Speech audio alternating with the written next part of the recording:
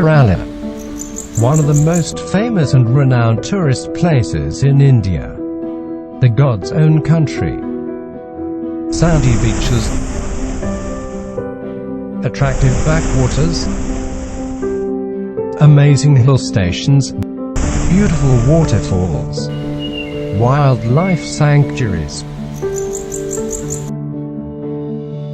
makes Kerala called as paradise.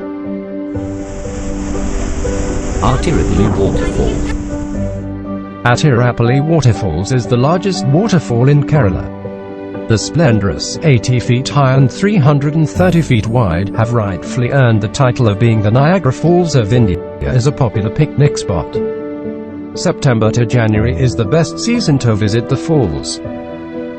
The falls is well connected to other breathtaking natural beauties of Kerala like Munnar and Kochi.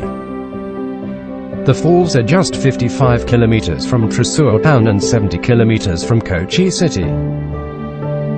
Munnar, which is 100 kilometers from the falls, is also well connected by road.